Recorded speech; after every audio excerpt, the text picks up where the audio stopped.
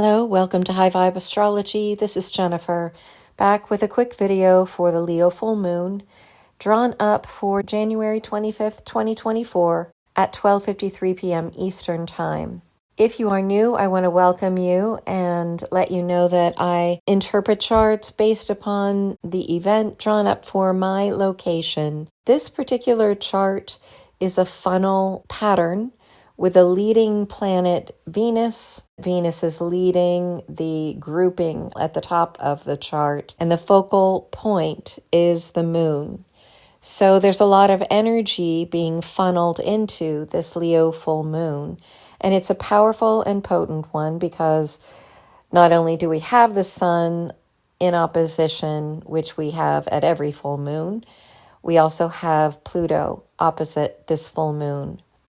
And I did a video on Pluto entering Aquarius, and it seems like I've been talking about the Leo energy, fifth house energy, and the fixed energies of Scorpio, Taurus, Aquarius for the last 4 to 6 videos. So I hope that you'll have a chance to tune into the series on Pluto and Sedna and Pluto entering Aquarius if you have not yet done so. For this particular chart, there is a T-square from Jupiter to the sun and the moon. Jupiter exaggerates whatever it touches, and it will exaggerate for better or worse the energies that it is connecting to.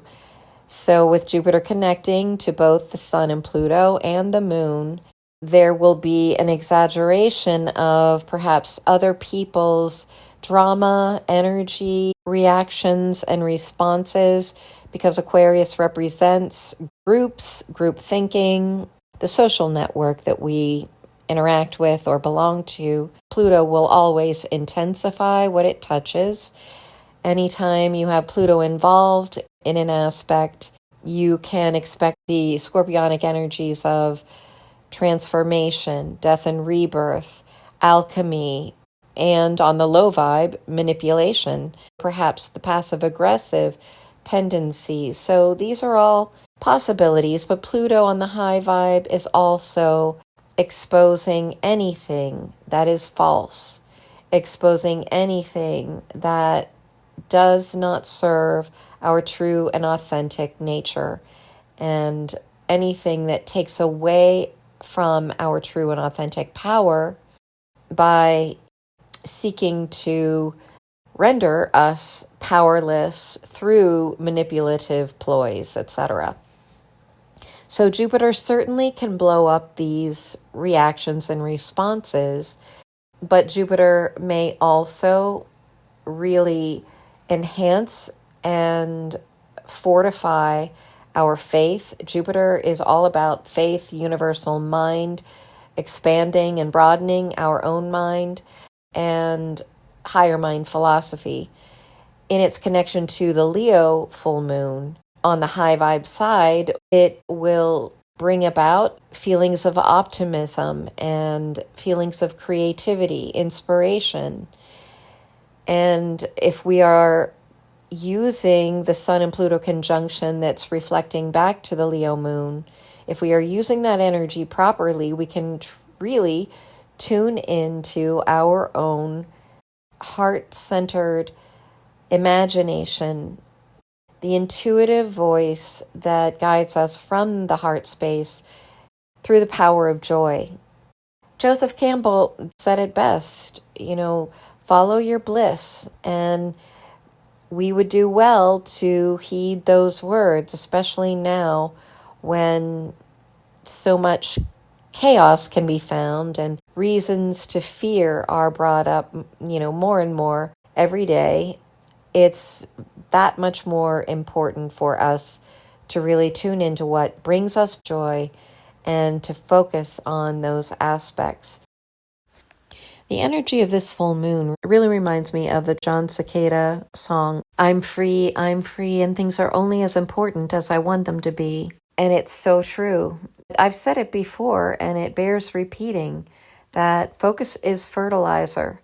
So whatever we are focusing on is what we are creating and nourishing and watering in the garden of our life. And this Leo full moon is once again asking us to focus on what brings us joy. Venus plays an important role in this chart because as the natural ruler of Taurus and Libra, Venus becomes the dispositor of Jupiter in Taurus and is also the ruler of the Libra South Node. In this chart, Venus is found in the 8th house, which is the house of Scorpio, the house of hidden matters, diving deep into the shadow work, shamanic work, or the deep subconscious to discover what will bring us into greater wholeness. The work of Scorpio is always about authenticity and cultivating those aspects of the shadow that felt oppressed or felt unsafe in our environment, and therefore we censor that part of ourselves. Scorpio often remains silent, and a lot of times the Scorpio energy doesn't even have to communicate verbally. The energy penetrates into the soul. So it is something that requires a great deal of courage to delve deep into our own being and mine the gold that is there from the shadow. And at first it may appear to be awkward and even ugly, because it is the story of, as one reader recently referred to the Scorpio energy, it's the ugly duckling becoming the swan. But the way I talk about it is we're graduating from the phoenix to the eagle. The phoenix I refer to as plutonic energy, the alchemical fire, and rising out of the ashes of that fire to regenerate new life. Sedna, on the other hand, is the eagle, which is the third symbol of Scorpio. But Venus in the 8th house, in Capricorn, it's mastering this energy, diving deep into those aspects that have prevented us from feeling and expressing who we are on all levels, like operating on all cylinders instead of just one or two, and hiding the rest of who we are. Scorpios are really good at hiding. And it is the Scorpio journey to mine more and more of mine, as in M-I-N-E, mine more and more of the deep soul energy that makes up one's true essence and true power, which can only come from the hidden, invisible, spiritual realms and aligning with divine source. This is what Venus's energy is helping us do. And as the ruler of the South Node in Libra, in the 5th house, this South Node is asking us to look at all of the ways we have been the people pleaser or deferred our own energy, essence, and inspiration to someone else's or to other people's or to the groups, which is what the Sun conjunct Pluto in Aquarius is also about. Social connections, other people's energy, or connections that are more intellectual and more social than actually emotional, or connecting at the level of emotional vulnerability. And in the 5th house, the South Node is saying, what has held you back from your true joy? 5th house, joy, same energy, same vibration as that Leo full moon, the focal point of this chart. Venus is asking us to look deeper into those ways that we may have just deferred our own passion and purpose in favor of keeping the peace in our groups or in the environment right around us.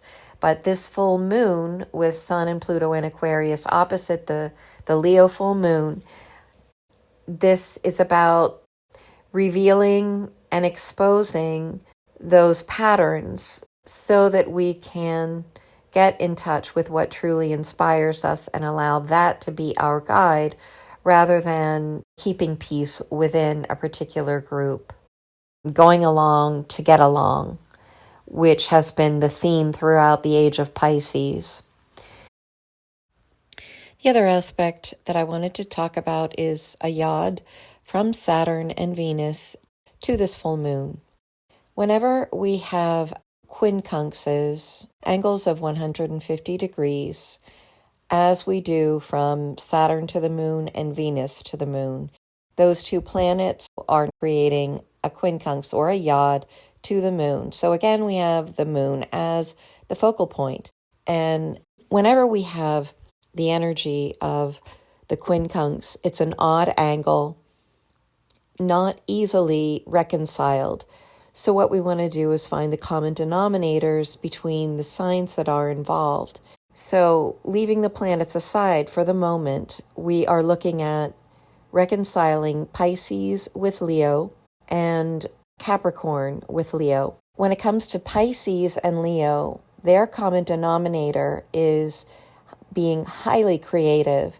Pisces is the sign that rules imagination, all things non-spiritual. You might even say magical or mystical.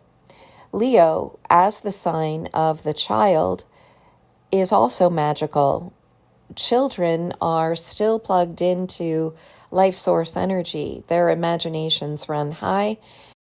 They still believe in the mystical, magical beings that I also feel we are going to find out are actually real. They are simply from other dimensions. And children, they're still plugged in to these other dimensions and are able to see things that adults cannot. Adults are often too conditioned in the intellectual, rational, quote-unquote reality, and they are unable to see from the heart space, to see and even feel beings that are from other dimensions, but these beings are real. So that is what Pisces and Leo have in common. It's one of the elements, the magical, mystical realm.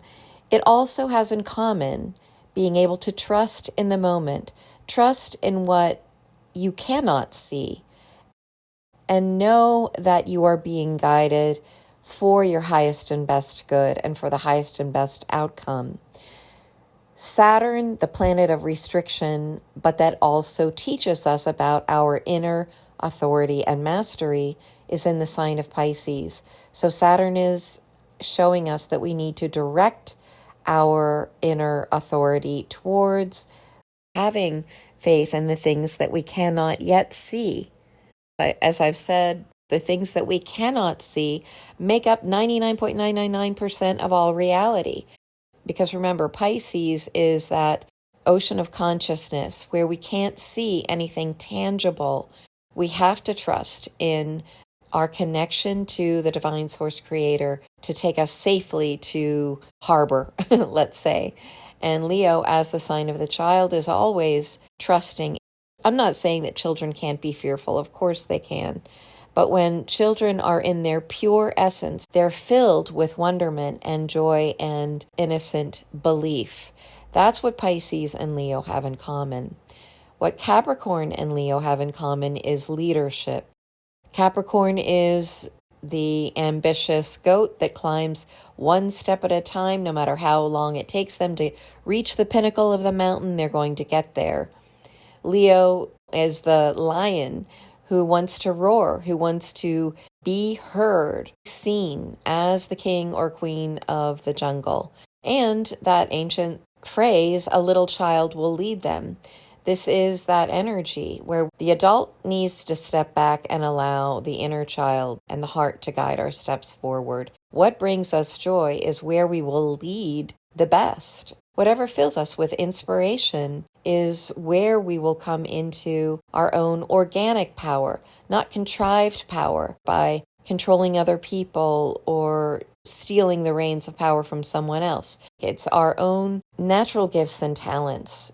That is where we will lead most effectively. I think that I will leave it there. As always, there are many more things that I could say about this chart. I'm not going to talk about the square from Mercury and Mars to North Node and Chiron because I've addressed it in the past two videos. I hope that you will stay tuned for the affirmations and frequencies, and I will see you next time. Bye for now. Sun, full moon, and Jupiter for the T-square from Jupiter. When I encounter exaggerated reactions and responses in others, I stay neutral and grounded in my own unwavering faith.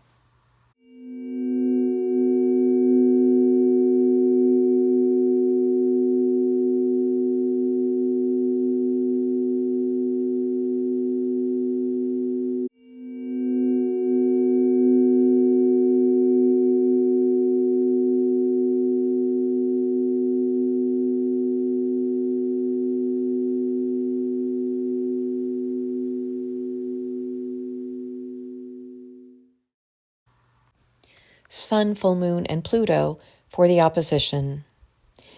Intense feelings and emotions are powerful messengers, showing me where I still have work to do to restore harmony within my own being.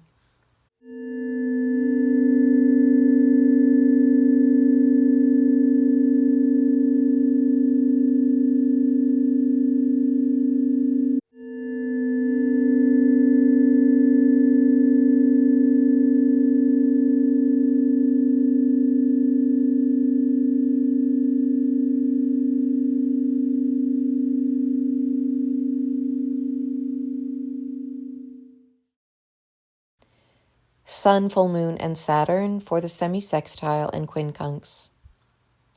As I allow my own creative spark, heart, and inspiration to guide me, I can trust that I am aligning with my highest potential and outcome.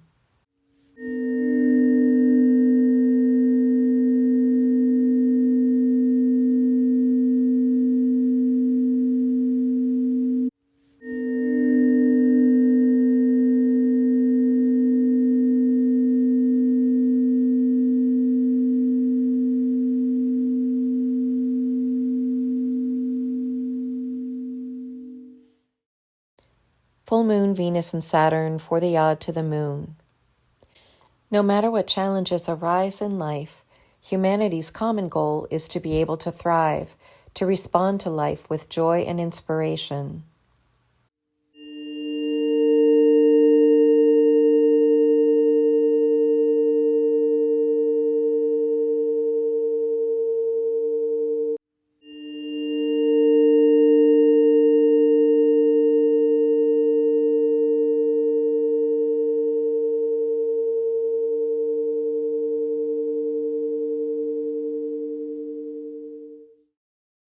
Mercury, Mars, and Chiron for the square. I alone am responsible for my thoughts, actions, and words, so I alone am responsible for creating my path and destiny.